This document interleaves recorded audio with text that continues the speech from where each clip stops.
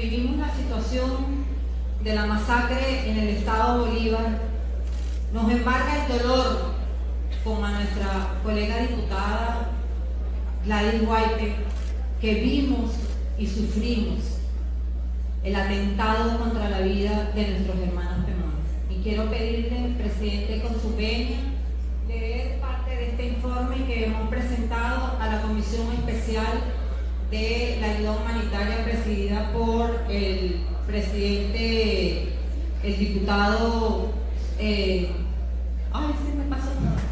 diputado Pizarro, a quien ya le entregamos parte de este informe. Pero no puedo dejar de mencionar que esta no es la primera vez que sucede una masacre. Como ya lo decía el diputado Américo de Gracia, han habido muchísimas masacres en el estado Bolívar, y especialmente en la zona de Santa Elena y de la Gran Sabana. El ensañamiento contra las comunidades indígenas del país es una lucha de larga data. Durante años, a través de su Ministerio de Propaganda del régimen, se han autoproclamado sus defensores, pero ello solo ha sido una pantomima, mientras al margen de toda norma han querido dominarlos por las riquezas auríferas de nuestras tierras. Al igual que en el resto del país, los Aretapa, conformada por más de 182 comunidades indígenas, se han visto afectadas por la crisis humanitaria compleja y la depredación de sus tierras, en la que este régimen tirano nos ha sumergido durante décadas. El hambre y los maltratos del socialismo ya eran historia en el 2013. Con su venia, presidente, quiero presentar otro video también de los hechos que se suceden en la Gran Sabana. Esta es la voz de una mujer que hemos reclamado.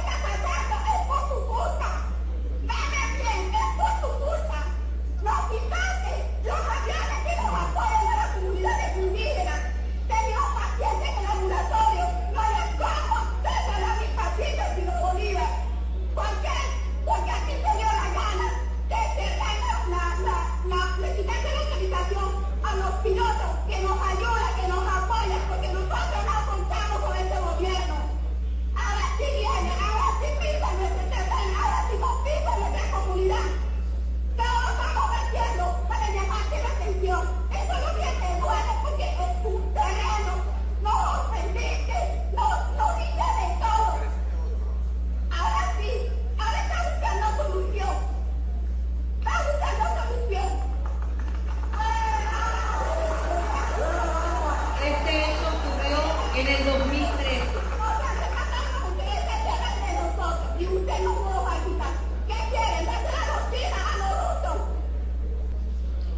Esta situación nos exige preguntarnos: ¿son los indígenas que apuestan a la protección de la naturaleza y su cultura enemigos de los usurpadores del poder en Venezuela, aunado a la élite económica mundial y sus proyectos extractivistas?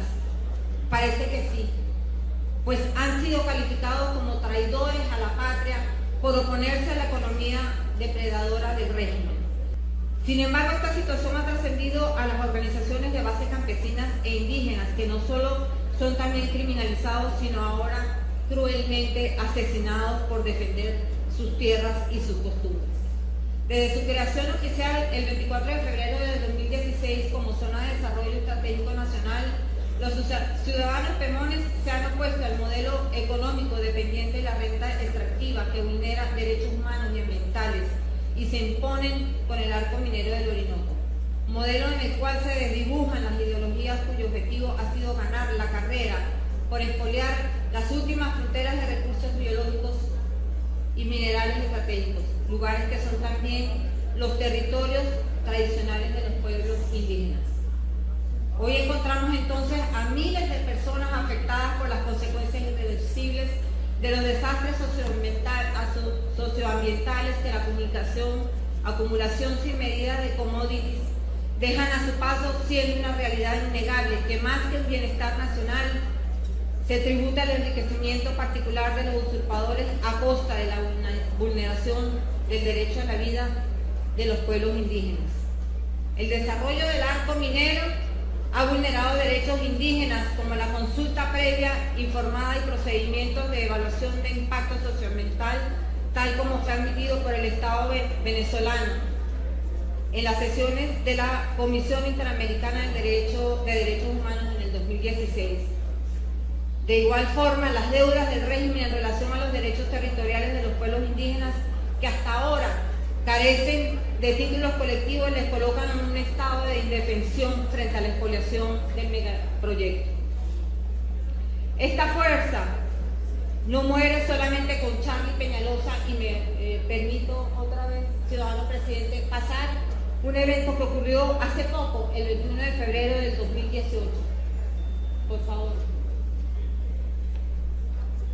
Adelante.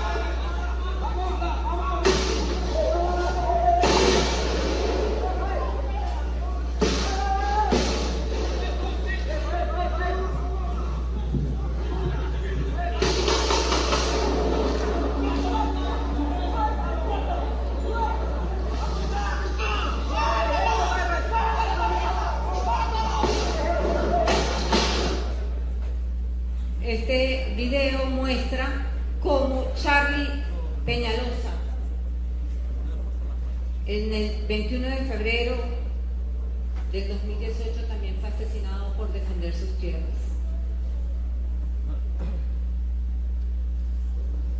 Fuimos testigos entonces el 22, 23 y 24 de febrero del asesinato de 7 pemones, 7 ciudadanos que residen en la Gran Sabana, así como de más de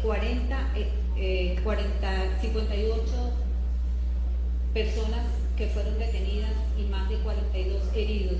Muchos de ellos fueron trasladados al hospital de Boavista por no tener los recursos.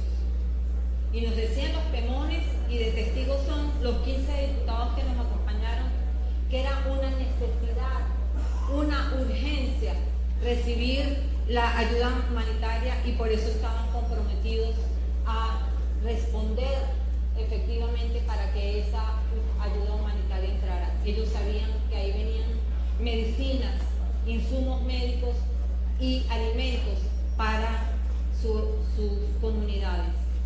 Nos persiguieron, y los persiguieron a ellos de manera implacable, de manera con la mayor saña posible, y además utilizaron fuerzas paramilitares para que nos dispararan. Dispararon con fusiles, dispararon con las tanquetas que pasaron y por las que la comunidad de Tumaracapay había sido atacada el día 22.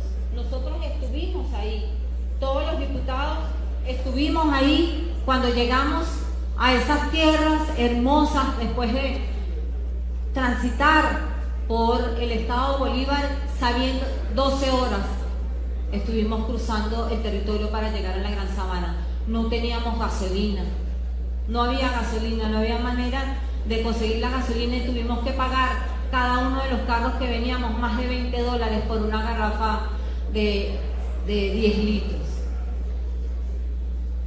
Y llegamos a Cumaracapay y saludamos a Zoraida, y saludamos a Edgar, y saludamos a Ronaldo, quien también fue asesinado. Y ellos lo único que nos decían es que estaban contentos, que estaban felices, que tenían la esperanza de poder salvar a sus familias con parte de esa ayuda humanitaria. Ahí estuvimos todos los diputados saludándonos. Y nos fuimos a los hoteles entonces de Santa Elena, y allí no había luz, no había internet. Y llegamos todos los diputados, tratamos de descansar. ¿Cómo? Y logramos entrar a los hoteles y descansamos un rato. A las 5 de la mañana nos enteramos que había ocurrido parte de la masacre. 22 heridos y Zoraida muerta. Su esposo directo al hospital porque también había sido, que también falleció. El dolor y los gritos de fuerza y de dolor de los Pemones ese día nos inspiró a nosotros los diputados a seguir hacia adelante, porque teníamos un compromiso el 23 de acompañar al pueblo Pemón para que recibiera la ayuda humanitaria y fuera repartido entre el pueblo Pemón. El 23 nos fuimos a acompañar la marcha de protestas porque habían visto pasar las tanquetas. 5 tanquetas pasaron y se pusieron a 10 kilómetros de la línea. Y allí empezó la refriega. Allí el pueblo todo, criollos y pemones, protestaron junto a nosotros. Nosotros los estábamos acompañando y empezaron los disparos. Cada uno de los 15 diputados, incluyéndome, 16, estuvimos ahí, excepto el diputado Medina, que había ido a hablar con el alcalde y fue también objeto de la violencia, de la persecución que le hicieron al alcalde, y quedó atrapado entre las líneas de fuego, ella y la periodista del Nacional, que estuvieron varias horas atrapados en esa línea de fuego, corriendo peligro su vida. En el transcurso de las horas en que estaba llegando la ayuda humanitaria y nosotros estábamos ahí con el pueblo, empezaron las tanquetas a disparar. Los indígenas estaban asombrados, nunca habían visto las tanquetas, no sabían cómo los iban a atacar, nunca habían entrado en las tanquetas allá. Les disparaban, habían reyertas, pero nunca habían visto las tanquetas. Y sin embargo, con el valor y el coraje de saber que si rescataban la ayuda humanitaria iban a salvar a sus familias, lo enfrentaron. Y los enfrentaron con flechas, con piedras, y ellos con balas. Pasada una hora empezamos a oír disparos. Primero de pistolas, que nos amenazaban desde la montaña con matarnos para disuadir a que todos nos retiráramos. Pero luego pasó lo más grave. Nos dispararon con fusiles y la diputada Larissa alcanzó a recoger algunas de las balas. Y nos empezaron a disparar y al lado de nosotros caían los heridos, un muerto. Y nosotros, los diputados, ayudamos a llevar a esos heridos al hospital. 14 heridos llevamos al hospital. Nos cargamos en nuestros carros, en las motos, el diputado Sucre, todos ayudamos a llevar a esos heridos al hospital. Y la sorpresa para el hospital fue recibirlos. No tenían insumos, no tenían cómo atenderlos. Y sin embargo, los médicos hicieron grandes esfuerzos y ayudaron a muchos de ellos. Y otros fueron trasladados a Paracaima y de ahí a Boavista, en donde fallecieron 7 de ellos, que ya los nombró la diputada Guaya. En ese momento, los colectivos que habían traído y las fuerzas, tanto del Ejército como de la Guardia Nacional, tomaron el pueblo y empezaron a disparar por todos lados. Y hubo más heridos que tenían que trasladar a Boavista porque no había cómo salvarlos. Conscientes de toda esa situación, seguíamos pidiendo, exigiendo y haciendo todo lo posible para que entrara la ayuda humanitaria. Y el Ejército y la Guardia Nacional tomaron todo el pueblo, tomaron el aeropuerto y ahí también hubo heridos al día siguiente. Los diputados, las diputadas Guaype y la otra diputada Guapo, creo, las dos diputadas que fueron que nos desplegamos para poder, porque en el hotel, entre otras cosas no saben, fueron atacados por las tanquetas, el hotel donde nosotros nos encontrábamos, y tuvimos que dispersarnos. Y muchos de los habitantes nos prestaron sus casas, y en esas casas empezaron a pasar porque sabían que estábamos los diputados resguardados, y empezaron a disparar, y con megáfonos nos decían, aquí están unas diputadas y las tenemos que encontrar, y empezaron a disparar, y esas diputadas estuvieron resguardadas debajo de las camas, esperando que los tiros pasaran para poder salir. Vivimos una situación difícil, donde peligró nuestra vida, pero quiero que sepan, y que quede constancia, de que el pueblo Pemón no se va a rendir, nunca se va a rendir, que el pueblo Pemón lloró y gritó la desgracia de haber tenido a sus muertos, pero que siguen con la moral en alto, ofrendando el sacrificio para la liberación de su pueblo y la liberación del país. Y ahí vamos a estar diputados, nuestro presidente encargado, porque parte de la represión fue que a la entrada de Cumbaracapay estaba una pancarta que reconocía a nuestro presidente Juan Guaidó como presidente encargado y como esperanza para la liberación del país y la liberación de su pueblo.